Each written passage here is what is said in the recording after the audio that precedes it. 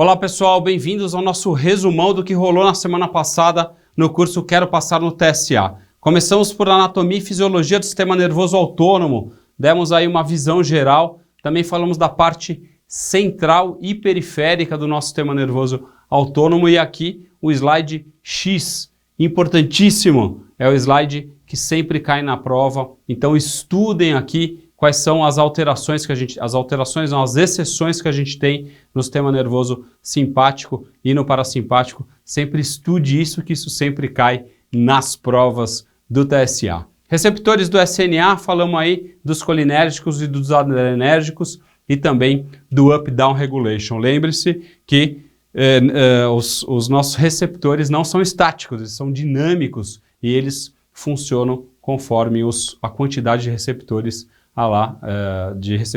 de agonistas presentes na nossa fenda.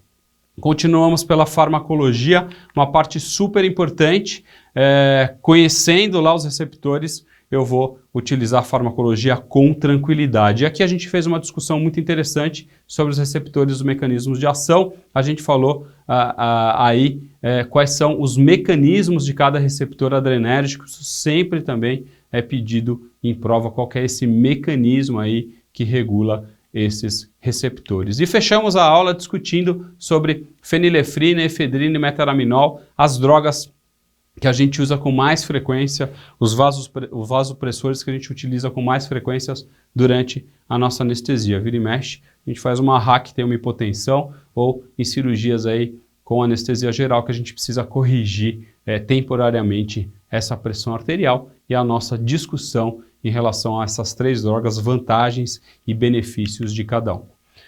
Fomos evoluindo aí por anatomia do sistema nervoso central, falamos aí de partes importantes relacionadas ao sistema nervoso central, discutimos aí a parte anatômica com a implicação na neurocirurgia, colocamos alguns aspectos aí até anatômicos de figura durante a aula para que esse entendimento fique mais consolidado. Um outro ponto importante que a gente sempre destaca durante as aulas é lembrar dos nervos cranianos.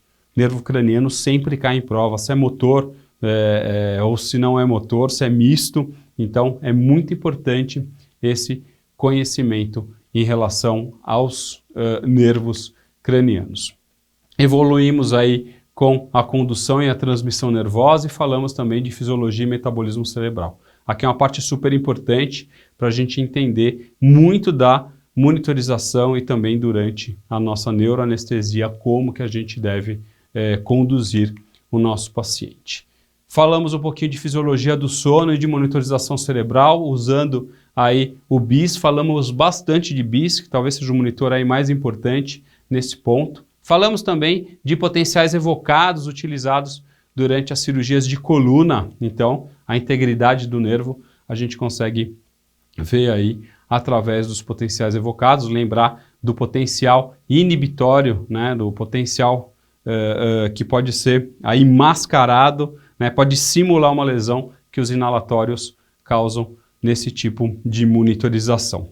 E também a parte de pressão intracraniana, aí os componentes da pressão intracraniana que são fundamentais para a gente entender lá na frente as cirurgias de tumor cerebral, as cirurgias relacionadas ao TCE também, que a gente vai falar em seguida, que foi nossa outra aula, neuroanestesia. É aula pra caramba durante a semana para a gente chegar próximo lá do TSA já com tudo visto e a gente começar a revisar, tá? Então a neuroanestesia a gente vai falar aí da proteção cerebral. Aqui ponto importantíssimo de proteção cerebral, lembre-se, mantenha seu paciente bem oxigenado, com uma boa ventilação sem reter CO2 ou hiperventilar esse paciente, com uma glicemia muito boa e com pH adequado, né? Esse paciente vai ter uma preservação do sistema nervoso central muito superior a qualquer outro tipo de proteção que você possa ouvir falar. Falamos aí dos tumores supra e infratentoriais, lembrar dos tumores de fossa posterior que sempre caem em prova também,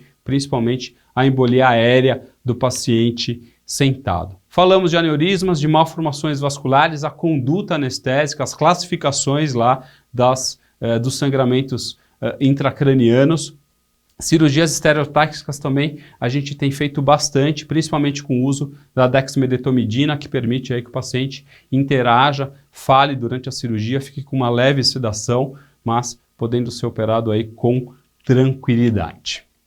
E as cirurgias de coluna, lembrar aí do potencial que a gente tem, os potenciais evocados, que ajudam bastante nessa monitorização, evitam aí as lesões medulares, e também falamos aí de TCE, os cuidados de TCE, né? Não hiperventilar esse paciente. Hiperventilação, lembre-se que é uma possibilidade aqui só em casos, em exceções, que a gente utiliza a hiperventilação. E fechamos a neuroanestesia com o trauma raquimedular, que o objetivo também é reduzir sequelas, lembrar das lesões agudas, também das lesões crônicas, aí, das lesões crônicas, né? Pacientes que são lesados, que têm lesões medulares, lembrar pacientes acamados, que não podem receber succinilcolina, que podem ter a hiperpotassemia, também tem o risco da hiperreflexia autonômica se não forem bem anestesiados, tá bom? Então esses foram os pontos aí fundamentais da nossa semana, que a gente estudou e que a gente viu aí nos preparando para a prova do TSA. Caso você tenha alguma dúvida ou queira falar com a gente, por favor, entre em contato aqui com o pedagógico@portalanestesia.com.br e a gente se vê na semana que vem. Valeu, pessoal!